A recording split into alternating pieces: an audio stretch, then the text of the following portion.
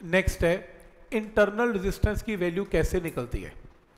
एक चीज़ देख लो इधर, मान लो ये आपके पास एक बैटरी है, ये आपके पास कैपिटल आर रजिस्टर है और यहाँ पर एक की लगी हुई है। की समझते हो, बटन दबाओगे सर्किट क्लोज हो जाएगा, नहीं दबाओगे तो ओपन रहेगा, करंट बाहर नहीं आएगा। ठीक है यहाँ तक। अब समझने वाली बात क्या है, समझने वाली बात ये है कि इसमें ना बहुत सारे क्वेश्चन में आपको ना एक वी गिवन होगा, वोल्ट मीटर, इसे वोल्ट मीटर बोलते हैं। इसका कोई काम नहीं है इसमें, तुम नहीं भी लगाओगे तो भी कोई बात नहीं, पर काफ़ी बुक्स यहाँ लगाती हैं वोल्ट मीटर। तुम अगर किसी इलेक्ट्रीशियन उसके इलेक्ट्रॉनिक्स वाले के जाओ और कोई सर्किट ख़राब है तो वोल्ट मीटर लेके बैठा होता है, वो वोल्ट मीटर से चेक करता रहता है कितने वोल्ट की वैल्यू है। कभी टीवी ख़राब हो जाए कुछ तो देखना, उसमें मशीन के साथ चेकिंग होती है। तो ये वो चेकिंग मीटर है, ये बताएगा जब इन टर्मिनल के साथ आपने कनेक्ट किया तो एग्जैक्ट वैल्यू क्या आ रही है प्रैक्टिकली, ये बताएगा। कैसे? जैसे मान लो अभी मैंने की को दबाया नहीं है, मैंने ऑन नहीं किया, तो बैटरी में से करंट बाहर नहीं निकला, बैटरी यूज नहीं हुई इसका मतलब अभी तक। और अगर बैटरी यूज नहीं हुई तो दो टर्मिनल्स का पोटेंशियल डिफरेंस क्या आएगा, मैक्सिमम। उस मैक्सिमम पोटेंशियल डिफरेंस को क्या बोलते हैं, ई, उसको ई बोलते हैं। लेकिन अगर मैंने की को ऑन किया, करंट घूमा, तो इसमें आई इंटू स्मॉल आर का पोटेंशियल ड्रॉप भी हुआ। तो अब अगर ये मशीन लगाओगे और टर्मिनल्स के पोटेंशियल डिफरेंस को मेजर करोगे, अब वो ई नहीं आएगा, ई से क्या आएगा, कम आएगा। कितना कम आएगा, वी आएगा। समझ में आ रहा है? ये मीटर लगाने का यही तरीका है कि लैब में अगर प्रैक्टिकल किया जाए, ये आपको वैल्यू बता देगा कि ई दे रहा है या वी दे रहा है। अगर तो करंट बाहर आ गया, अगर तो इसमें से करंट निकल गया, फिर तो वी आएगा, लेकिन अगर नहीं निकला तो फिर ये ई ही आएगा।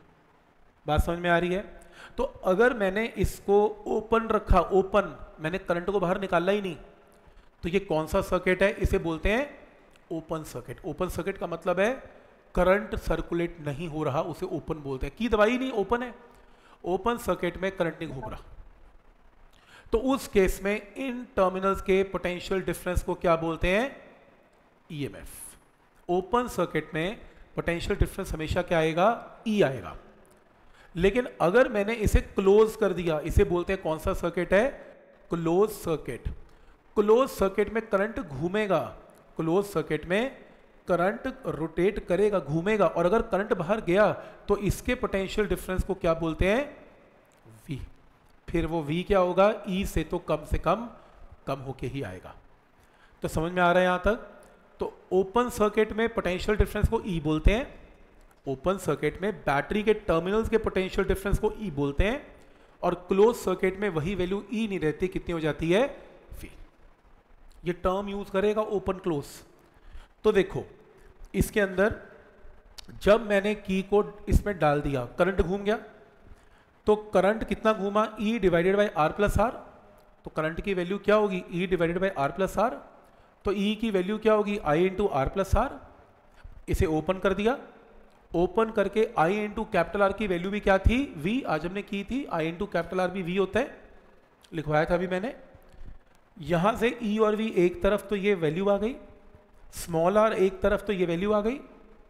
मैंने आपको करवाया था वी क्या था, I into capital R, I क्या है, वी बाई कैपिटल आर। इस डिनोमिनेटर में पुट कर दो V by capital R, capital R ऊपर चला गया, वी नीचे रह गया। E upon V minus V by V क्या है, 1। बहुत इंपॉर्टेंट फॉर्मूला है, लिख लो। This is the value, this is the formula to calculate internal resistance of a cell. Cell की इंटरनल रेजिस्टेंस के लिए ये मैं बहुत फॉर्मूला यूज करने वाला हूं, इसे नोट कर लें प्लीज, न्यूमेरिकल में बहुत काम आएगा।